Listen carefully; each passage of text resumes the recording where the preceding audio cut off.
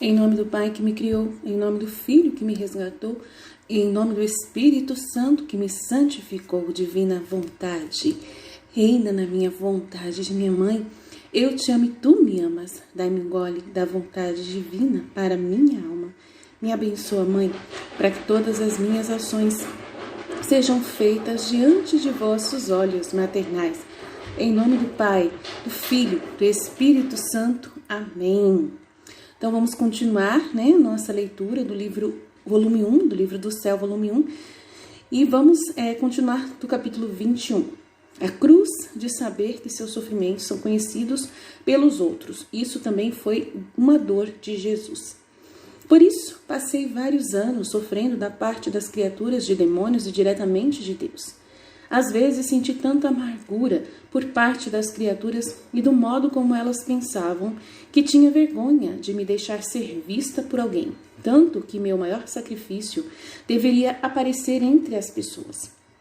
Tanto foi a vergonha e a confusão que me senti uma idiota. Houve outras visitas de outros médicos, mas não conseguiram nada. Às vezes, derramando lágrimas amargas, eu dizia com todo o meu coração: Senhor, como meus sofrimentos se tornaram públicos. E não apenas para a família, mas também para estranhos. Eu me vejo toda coberta de confusão. Parece-me que todo mundo está apontando para mim, como se esses sofrimentos fossem os piores possíveis.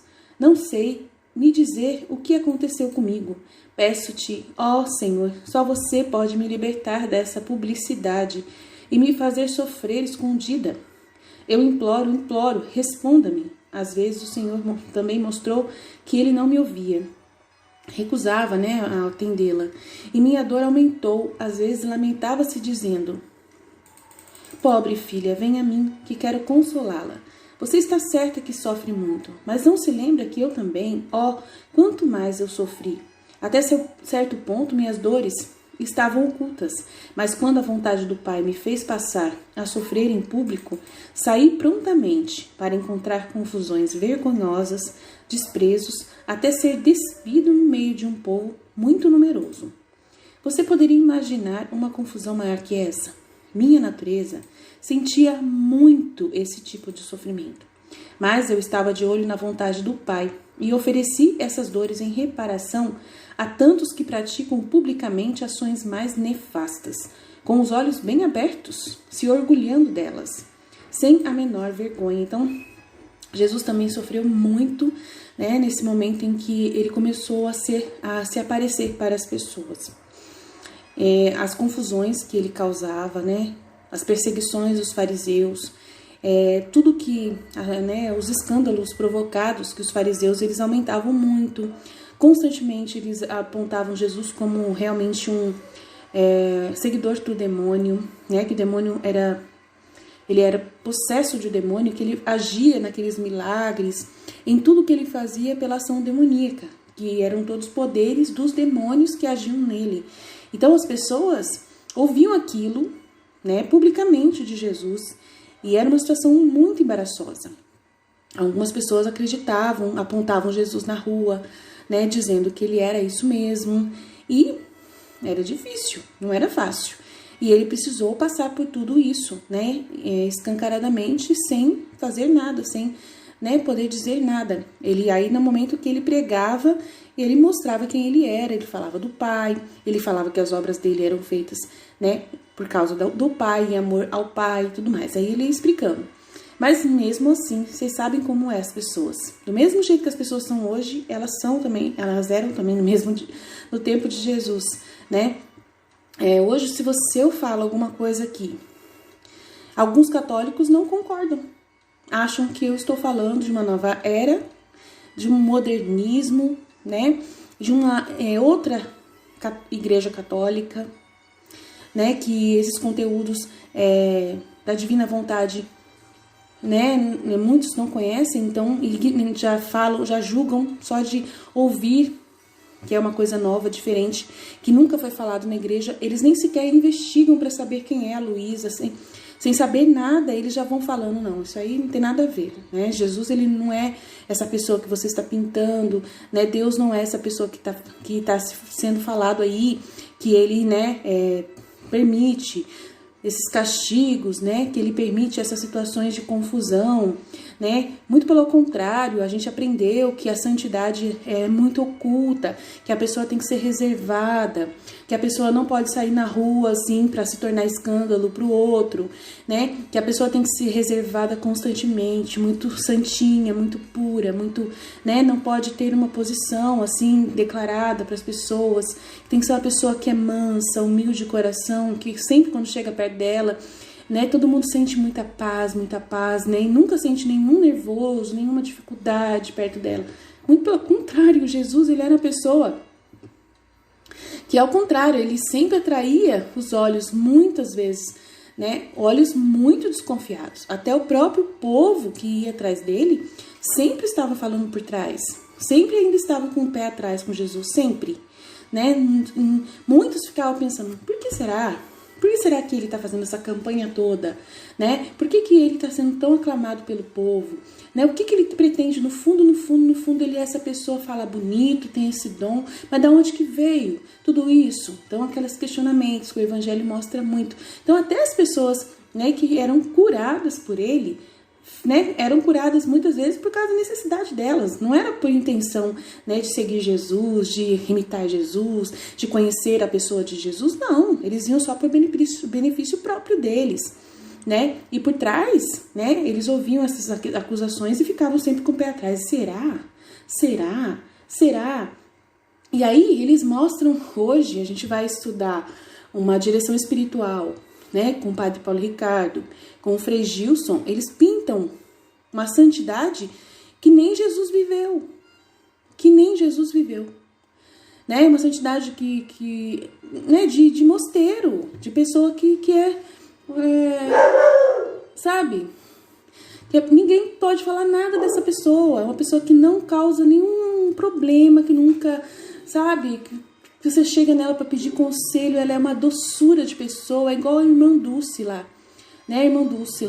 né, ela quer cuidar dos pobres, né, ela aceita esmola, dava para as pessoas, para os pobres, ajudava os pobres, ajudava todo mundo, era carinhosa, era sempre carinhosa com as pessoas, sempre aberta, uma pessoa maravilhosa. Isso é a santidade que eles pintam, né? Mas só que Jesus, se você vê a história de Jesus, ele mesmo teve que se deixar, né, passar pelas situações constrangidas, né, constrangedoras. Então a gente tem que perceber realmente que não é, né, essa novidade da divina vontade, né, a gente vai começar a viver a nossa vida na divina vontade e a gente vai perceber que tem ocasiões que Jesus vai usar você nessa situação, onde você vai ser uma pedra no sapato de outra pessoa, né, que às vezes você vai ser um instrumento usado por ele para a conversão de outra pessoa e através, às vezes, de uma situação, né, de humilhação. Ele, por exemplo, ele conseguiu a conversão do São Dimas, né, o bom ladrão, na situação de vergonha, na situação onde ele estava sendo acusadíssimo por todo tipo de pessoa. Ele ficou em silêncio constantemente, aceitando tudo, né? Mas só que aquelas coisas todas que ele fazia mesmo, mas só que eram todas vistas pela malícia do coração. E aí, as pessoas falando de Jesus tinha que olhar o olhar de Jesus e perceber que tinha alguma coisa, um segredo, um mistério por trás das suas atitudes, né? Que tinha um segredo por trás daquilo. E qual era esse segredo? Não podia ser outra coisa, né? Um mistério. E esse mistério é que causava toda a confusão, tanto que alguns foram adeptos de entender que Jesus era um seguidor dos demônios e teve aqueles que é adepto, né? Que entendeu que a mensagem que falou da boca dele, que saiu claramente de que ele é filho de Deus, também ressoou no coração das pessoas. E as pessoas só acreditaram mesmo para valer quando os apóstolos, depois da ressurreição de Jesus, né, começaram a falar dos milagres que Jesus fazia no culto, né, nos sinais que ele provocava no culto. Foi o testemunho, né, foi contar quem ele era, foram os milagres produzidos por eles também, né, que perceberam, não, aquele homem realmente é especial, porque se esses homens estão curando pessoas, né, só por terem falado o nome dele, então é verdade. Então, na pessoa de Jesus foi um pouco difícil de entenderem que ele era santo, né? Muitos deles sempre ficavam pensando, não, alguma coisa tem de errado, sempre tem alguma coisa errada, ninguém é perfeito, sempre tem alguma coisa errada. Então, enquanto Jesus estava na terra, por isso que ele foi levado facilmente para ser morto, porque ninguém defendeu. Não teve uma autoridade que defendeu Jesus, não teve um discípulo, nem um povo que foi ajudado por Jesus, defendeu Jesus, porque sempre se tinha um mistério por trás dele. Como ele faz tudo isso? Como isso? Aí depois, com o povo, né, com os seus discípulos, seus apóstolos, receberam o Espírito Santo e em nome de Jesus começaram a fazer milagres, né, pessoas comuns, simples, estudiosos, que só ouviram Jesus falar, que começaram a falar do que Jesus fazia, do que ele fez, né, das palavras dele, começavam a pregar, aí que o povo começou a acreditar de verdade e assumir a fé no Messias, de que Jesus era o Messias. Enquanto ele estava vivo, era impossível, porque ele era causa de escândalo constantemente, não porque ele provocava isso, mas por causa do mistério que tinha por trás. O povo por si mesmo, né, tem essa dificuldade de acreditar, né, na santidade.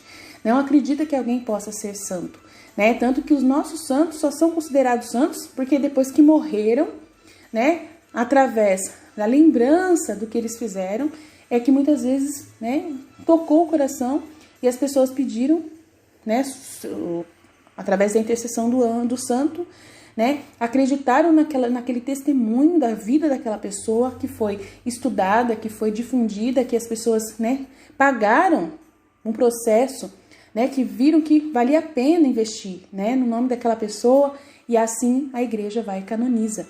Mas quantos santos anônimos, né, que viveram entre nós, que ninguém investiu, que ninguém, né, na sua malícia, né, ninguém na malícia das pessoas de ver, não viram nada de especial, e às vezes eram pessoas até mais, né, mais santas do que muitas dessas que já estão canonizadas. Então a gente vê assim, essa situação que a Luísa está passando, né, é muito sofredora, e Jesus teve que passar por isso. Ele precisou, e era um sofrimento muito grande. Então, tudo que ele fazia, ele oferecia.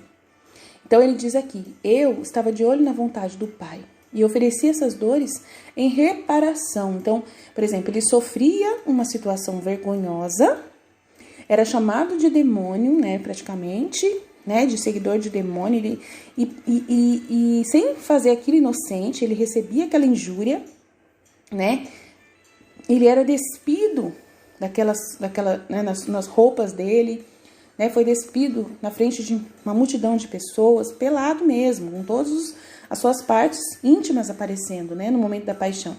E ele passando por aquela situação de vergonha, ele repara situações que as pessoas deveriam ter vergonha e que elas fazem publicamente por vontade delas mesmas, né? Pessoas que se vestem igual homens que se vestem de mulher, né? Pessoas que aparecem nuas em capas de revista, na televisão, que se expõem, né? Que fazem isso publicamente e se orgulham dessas atitudes, né? E fazem isso sempre. Tanto que ficar nu é uma coisa que Jesus fala no volume 20, que não é uma coisa que Adão e Eva, que é mentira. Essa visão de que o ser humano foi criado nu.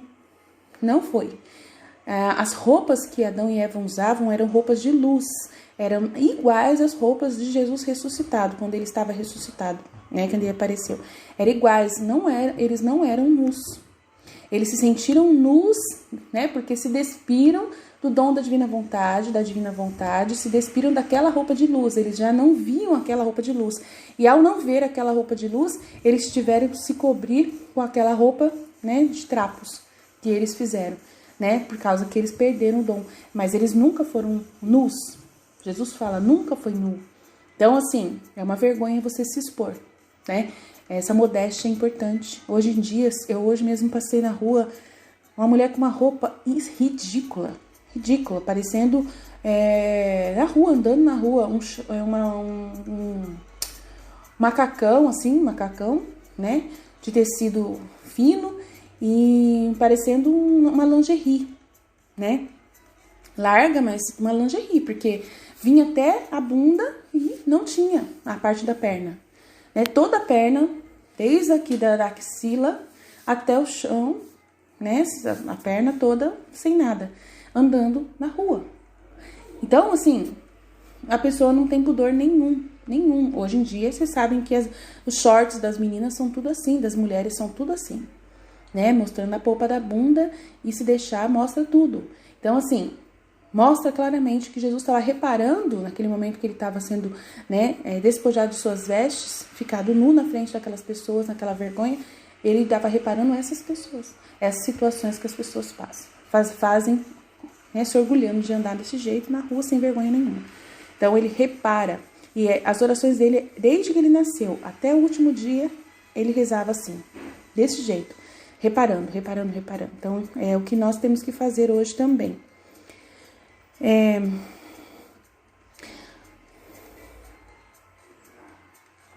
Vou ver aqui que eu acabei passando aqui.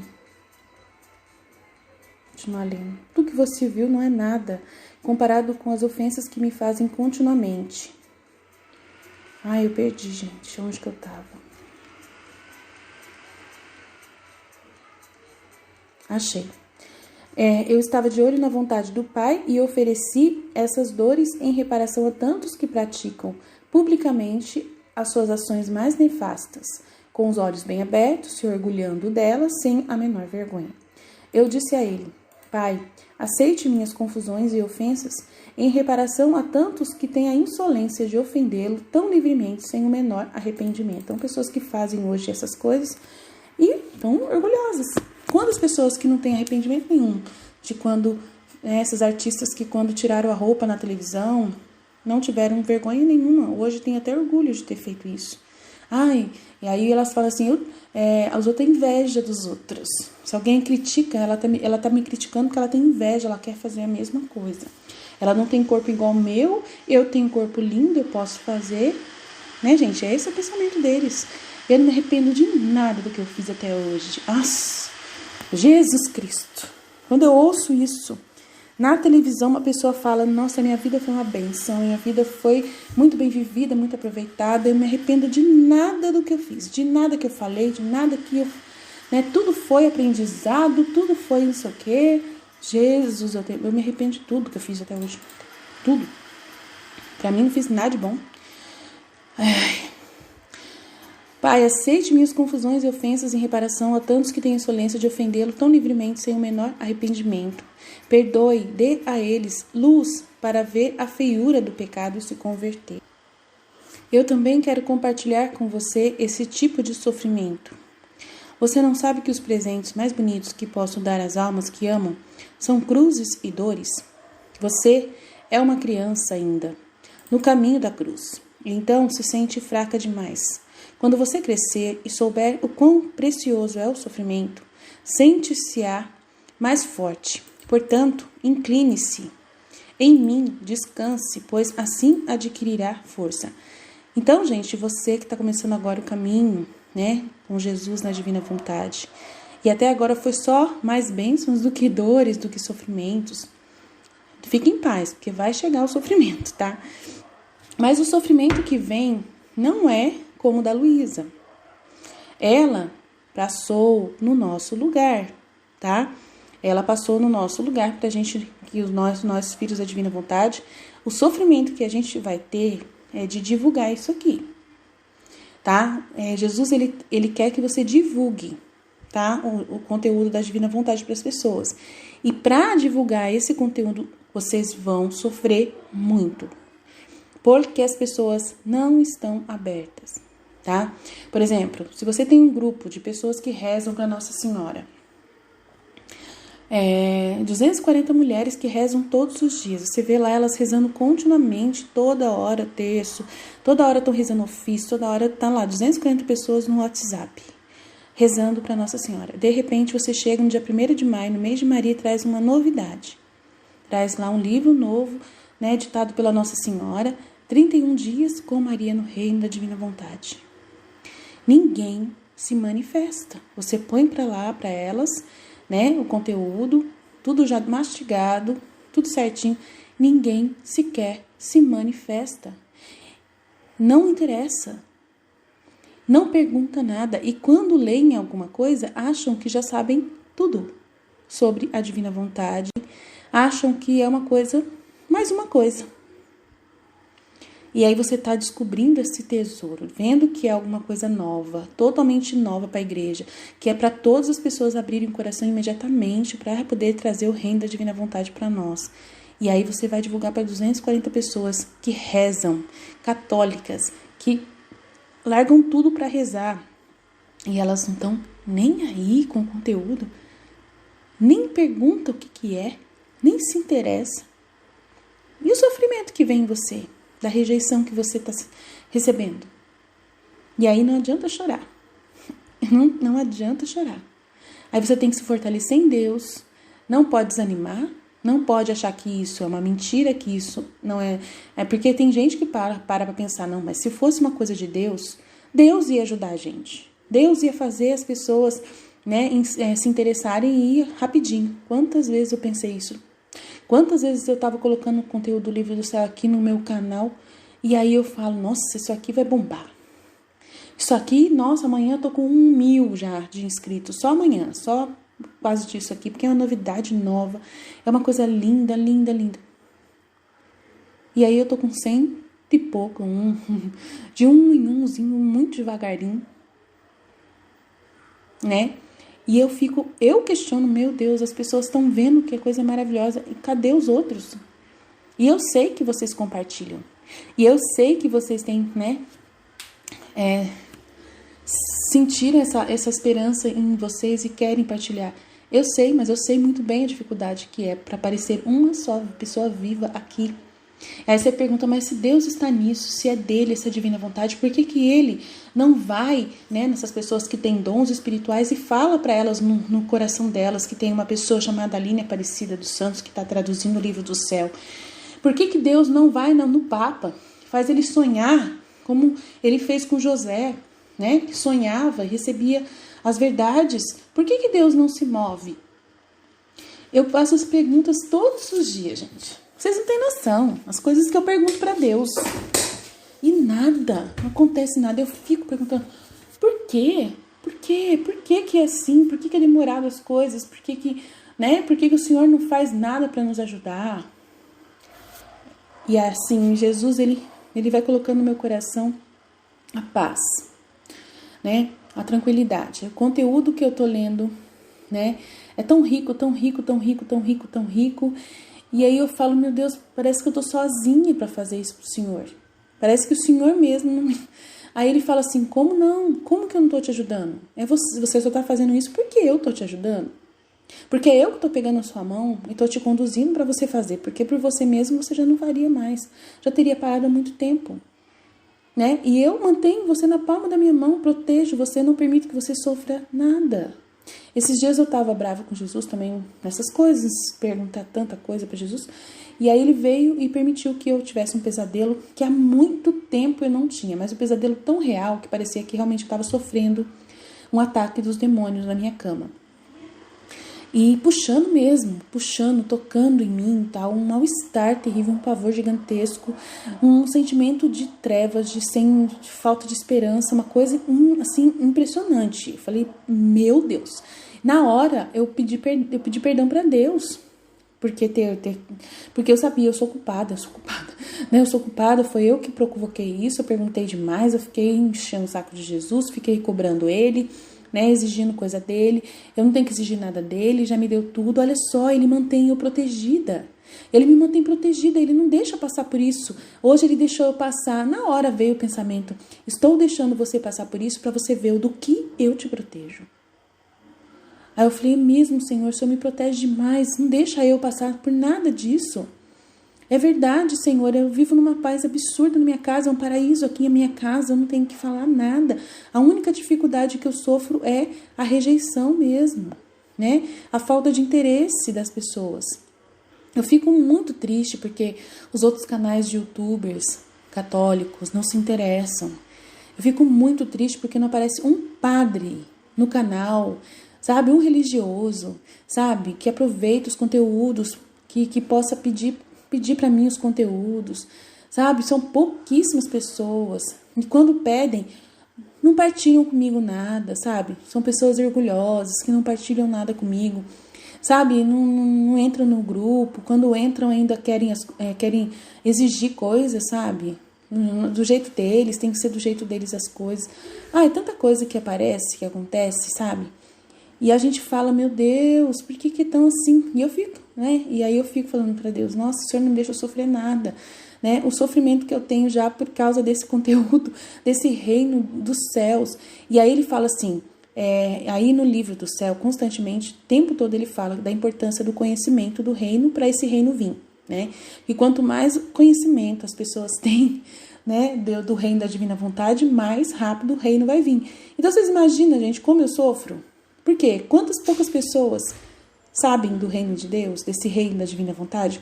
Quão poucas pessoas? É muito pouca gente. Muito pouca gente, muito pouca gente. Hoje eu estava olhando no hashtag Divina Vontade, a pessoa que mais postou no hashtag Divina Vontade fui eu. Isso, sabe, vocês não têm noção. A única pessoa que postou no hashtag Livro do Céu foi eu. Aline, isso não quer dizer nada. Eu falei, como não, gente? Eu acho que tem tudo a ver.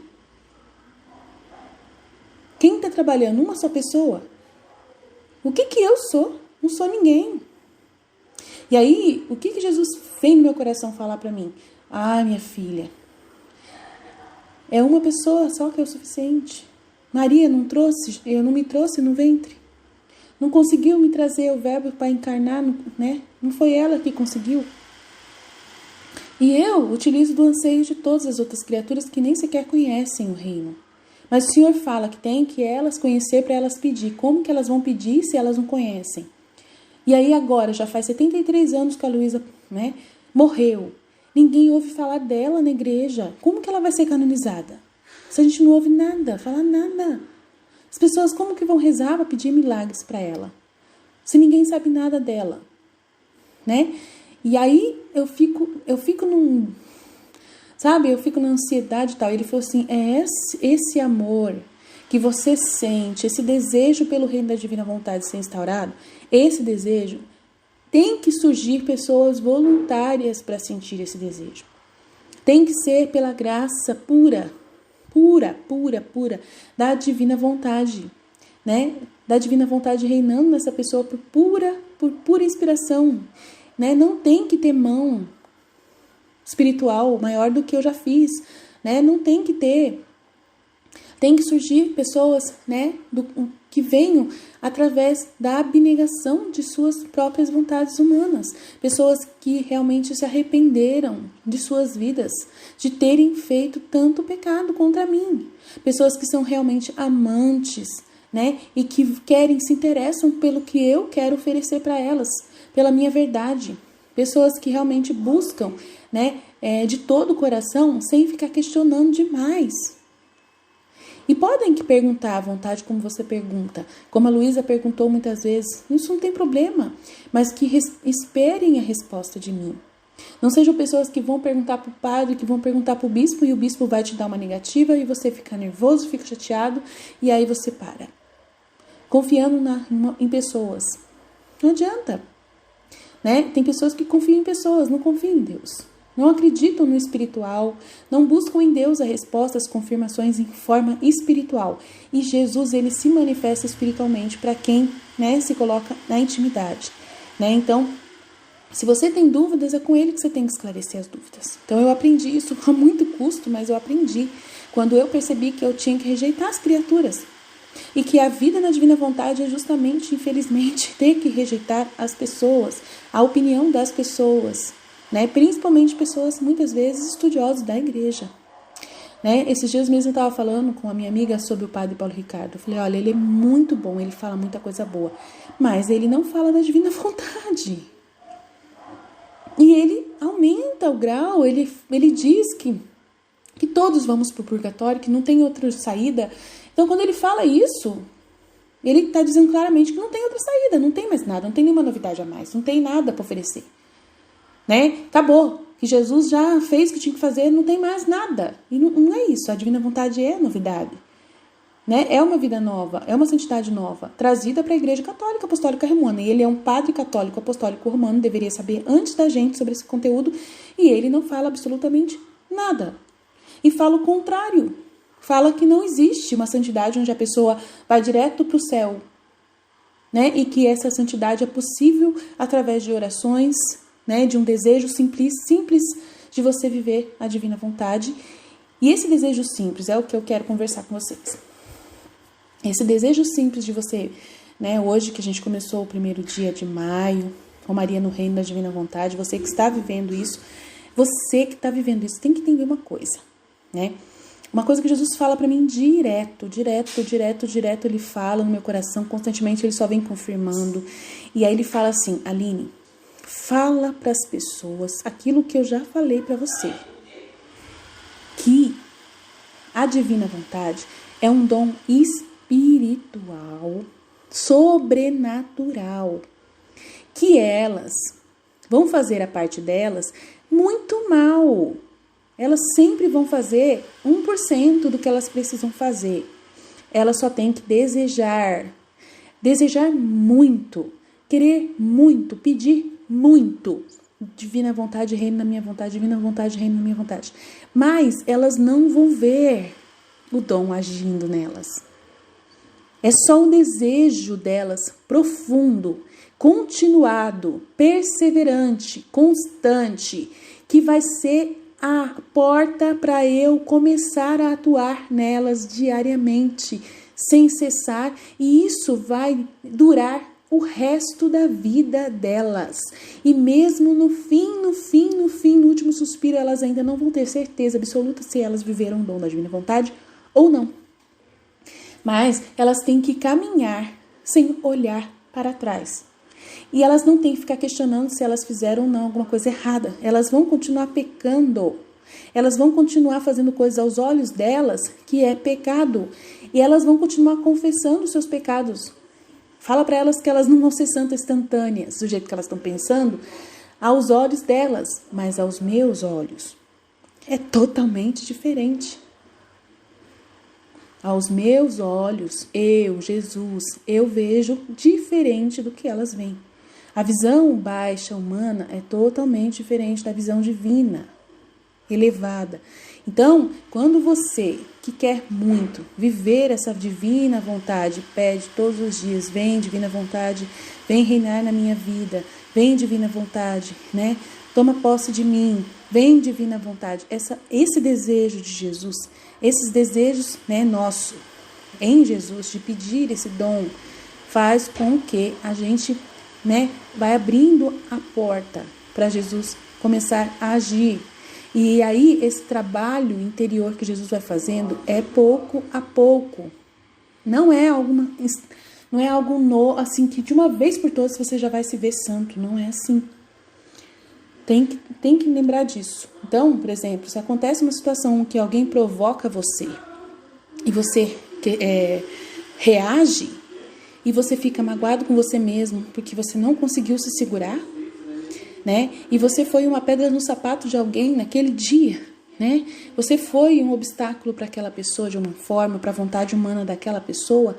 Isso já demonstra que você está no caminho. Muitas vezes, e isso é totalmente o contrário da visão ensinada pela igreja, aonde as pessoas falam para você que você tem que ser manso e humilde de coração, pequenininho, né? Sempre muito pequenininho, sempre, né, deixando o outro pisar em cima de você. Essa imitação de Jesus, né, de que ele se deixou pisar pelas pessoas. Mas, como eu acabei de falar, muitas vezes Jesus não se deixava pisar por ninguém. Muitas vezes Jesus, ele era pedra no sapato daquela pessoa que vinha provocá-lo. E ele não ficava quieto. Ele falava na mansidão dele, no dom dele, de Deus que ele era. Maria Santíssima, ela não se envolvia em discussão com ninguém, né? Ela não se envolvia, ela não entrava, né? Ela tinha todos os dons, ela tinha todas as profecias, ela tinha todas as visões, né, abstrativas da divindade, ela tinha todo o conhecimento, ela tinha todo um preparo, uma vida divina. E a gente não tem isso. Então, o desejo que a gente tem de entrar nesse reino da divina vontade, esse desejo da gente poder se contagiar nesse dom, é importante na perseverança, é no caminho, é você perseverar nesse caminho, de não sair dele por nada. Então, a pessoa que entra na divina vontade não pode voltar para trás, não pode parar de rezar as orações da divina vontade e voltar a rezar a todo o resto das outras orações que aparecer.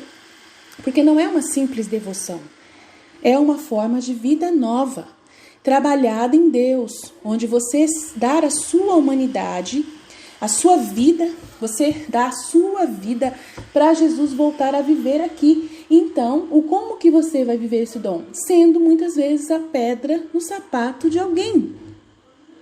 Você vai estar fazendo algo aos olhos de outra pessoa que ela vai falar assim, você é de Deus? Como assim? Fazendo isso que você acabou de fazer? Me criticou? Gritou comigo? Falou umas verdades pra mim aí que, né?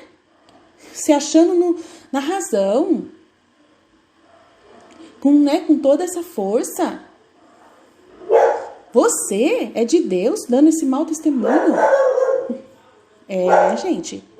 E aí você vai ficar, ai meu Deus, eu fiz tudo errado. Ai, perdão. Claro que você vai pedir perdão. Mas você não sabe como Deus está agindo em você. Como essa vida divina dentro de você. Ele está vivendo em você.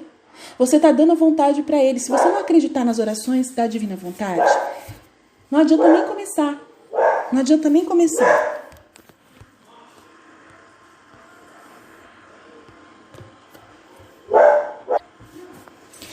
Então, é muito sério. Jesus pediu para falar isso para vocês. Então, tem que persistir no caminho da oração da divina vontade. Tem que persistir na leitura dos livros. Não pode desanimar. Não pode achar que é uma coisa impossível. Não é assim, tá? É algo sobrenatural, sem compreensão. É um mistério que envolve você, do mesmo jeito que é aquele mistério que envolvia Jesus. Que você só vai descobrir, né? Se deu certo, é um investimento que você está fazendo. Você só vai saber se deu certo lá no fim, na hora que você for se encontrar com Jesus. E você vai se surpreender. Jesus falou para mim, Aline, você vai se surpreender. Você vai se surpreender porque você não sai, porque eu não deixo você sair desse caminho. Eu não deixo você perseverante, você está passando nos testes que eu dou para você. Você enfrenta dificuldades continuamente, você persiste. Essa perseverança é tudo que eu preciso. É a divina vontade se movendo dentro de você. É a minha vida divina agindo em você para te dar essa força, essa resistência para pedir perdão para as pessoas. Esse pedir perdão é a divina vontade. Se você é uma pessoa que você viu que você fez uma coisa, né, que foi ao contrário do que aquela pessoa esperava que você fizesse, você pede perdão, você pede desculpa, mesmo sabendo que você não fez nada de errado, que você estava na sua razão, você pede desculpa. Isso é a vida divina em você. Isso é Jesus em vivendo em você, né? Mostrando que você é humilde, que dá a outra face. Então, não tem importância se você, na sua fraqueza, na sua imperfeição, você agir numa ira, no momento que você passar por uma situação, né, de ira. Numa situação verídica, onde alguém provocou você na sua fraqueza de verdade. E muitas vezes foi permissão de Deus para te testar, para ver se você confia nele e continua o caminho sem parar. Então é muito importante vocês entenderem isso. Essa é uma aula muito importante que eu quero que vocês guardem muito no coração. Tá bom? Estivemos reunidos, continuaremos sempre no amor e na misericórdia de Deus Todo-Poderoso. Pai, Filho e Espírito Santo. Amém. Jesus, eu confio em vós. Fiat.